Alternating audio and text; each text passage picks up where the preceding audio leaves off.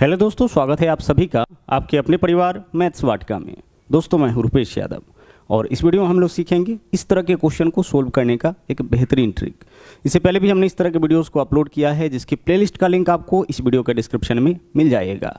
साथ ही साथ play store से मैथ्स वाटिका एप्लीकेशन को डाउनलोड करके आप हमारे साथ पेड बैच में भी जुड़ सकते हैं। वहाँ पर मिलेगा आपको मैथ और रीजनिंग का फाउंडेशन बैच, इसके अलावा एलपी और टेक्नीशियन का मास्टर बैच जो कि अभी चल रहा है लाइव फॉर्म में। तो आइए शुरू करते हैं आज के क्लास को। देखिएगा यहाँ पे पहला क्वेश्चन आपके सामने है। यहाँ बोला गया है कि निम्नलिखित में से कौन सा भिन्न आरोही क्रम में है, यानी भिन्नों को हमें आरोही क्रम में सजाना है। आरोही क्रम का मतलब होता है बढ़ते क्रम। बढ़ते क्रम में छोटी संख्या हम लोग पहले लिखते हैं, उसके बाद उससे बड़ी, उसके बाद उससे बड़ी, अंत में सबसे बड़ी संख्या लिखते हैं। अगर संख्याओं को अवरोही क्रम में सजाना हो यानी कि डिसेंडिंग ऑर्डर में सजाना हो तो हम लोग बड़ी संख्या पहले लिखते हैं, उसके बाद उससे छोटी, उसके बाद उससे छोटी और अंत में सबसे छोटी संख्या लिखते हैं। ऐसे क्वेश्चन में आपसे यह भी कहा जा सकता है कि दिए गए भिन्नों में से सबसे बड़ा भिन्न कौन सा है या सबसे छोटा भिन्न कौन सा है। तो इन सभी चीज़ों को यहाँ पे निकालने का एक ही ट्रिक है, उसको बहुत ही ध्यान से आप समझिएगा।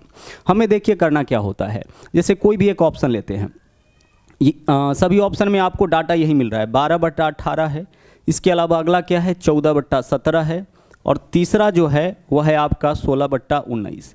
हमें करना क्या होता है कि हमें सभी के अंश और हर का यानी कि नॉमिनेटर और डिनोमिनेटर का डिफरेंस देखना होता है। तो देखिए 12 और 18 में कितना का अंतर है सर, 12 और 18 में 6 का अंतर है।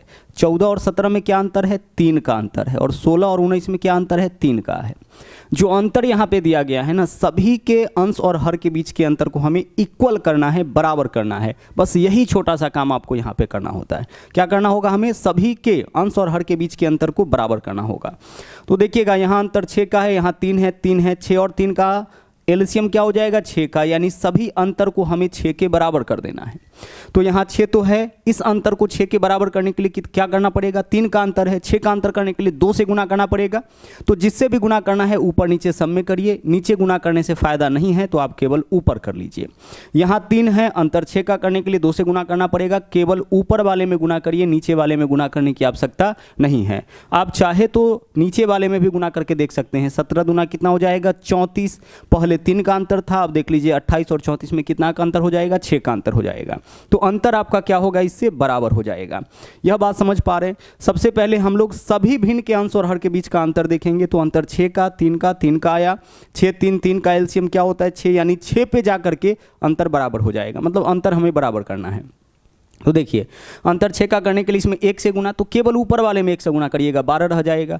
यहाँ 3 का अंतर है, 6 बनाने के लिए 2 से गुना, केवल ऊपर वाले में। अंतर 3 का है, 6 बनाने के लिए 2 से गुना, केवल ऊपर वाले में। अब नीचे वाले को मत देखिए, यहाँ पे क्या है आपका 12 है, यह 28 है, यह 32 है। जो बड़ा वैल्यू है वह भिन्न बड़ा होगा, जिसके सामने छोटा वैल्यू आया है वह भिन्न छोटा होगा। हमें आरोही क्रम में सजाना है, यानी सबसे छोटा कौन है, 12/18 है।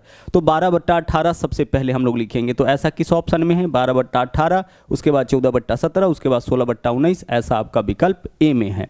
सबसे बड़ा इसमें कौन हो जाएगा, 16/19। सबसे छोटा कौन हो जाएगा, 12/18। आइए इस चीज को हम लोग अगले क्वेश्चन पर इंप्लीमेंट करते हैं। मान लीजिए कि कभी ऐसा आ जाए कि अंश और हर के बीच का अंतर समान दे रखा हो। ठीक है, आगे हम लोग क्वेश्चन देखेंगे, लेकिन एक बेसिक क्वेश्चन यहां से भी देख लीजिए। जैसे यहाँ पे देखिए 15-16 1 का अंतर, 19-20 1 का अंतर, 24-25 1 का अंतर, 34-35 1 का अंतर। तो जब अंतर बराबर होता है उस केस में क्या हो जाता है कि जिसका अंश छोटा होगा ना वही सबसे छोटा हो जाएगा। तो सबसे छोटा अंश इसी भिन्न का है, यानी केवल अंश से काम चल जाता है, केवल ऊपर वाले से काम चल जाता है, नीचे वाले की हमें आवश्यकता नहीं होती है। तो इसका मतलब है कि यह भिन्न क्या होगा, सबसे छोटा होगा, और इसका अंश सबसे बड़ा है, यानी कि यह भिन्न क्या होगा, सबसे बड़ा होगा।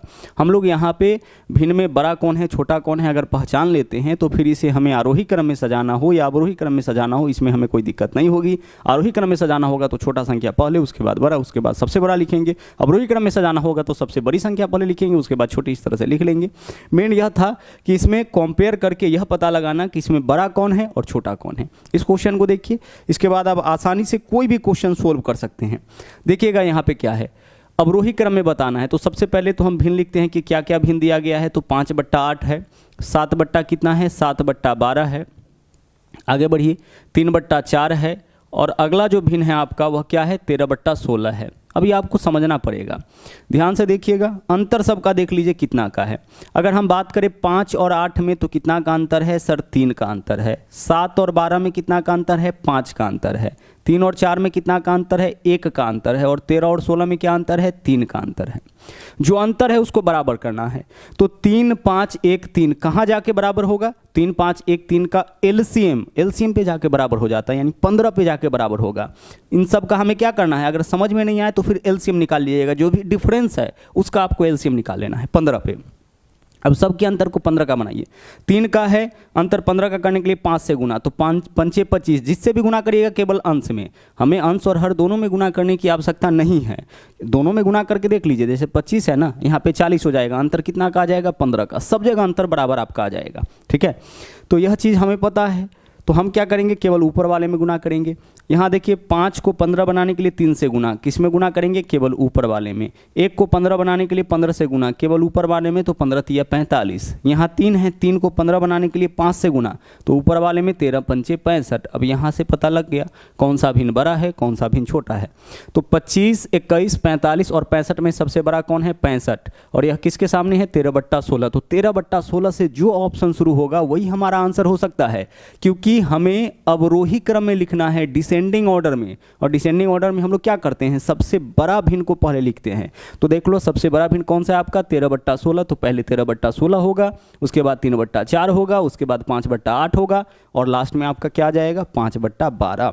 तो इस मेथड का उपयोग करके आपके सामने कोई भी भिन्न आए, किसी भी तरीके का आए, आप उसको आरोही क्रम में लिख सकते हैं, अवरोही क्रम में लिख सकते हैं। उन भिन्नों में से सबसे बड़े भिन्न का मान सबसे बड़े भिन्न को बता सकते हैं, सबसे छोटे भिन्न को आप बता सकते हैं। कोई दिक्कत आपको इस ट्रिक के मदद से नहीं होने वाली है। और इस तरह का क्वेश्चन सारे कॉम्पिटिटिव एग्जाम में नियमित रूप से पूछे जाते रहे। तो आप क्या करिएगा? इसको और प्रैक्टिस कर लीजिएगा, और भी क्वेश्चन से आप यहाँ पे प्रैक्टिस कर सकते हैं, ठीक है। चलिए, तो इस वीडियो में इतना ही। और हाँ, अगर आप हमारे चैनल पर नए हैं तो इस चैनल को सब्सक्राइब जरूर करिए, इसके अलावा लाइक और शेयर करते रहिए। तो मिलते हैं अगले वीडियो में फिर से इसी तरह के कुछ नए ट्रिक के साथ। थैंक यू, जय हिंद।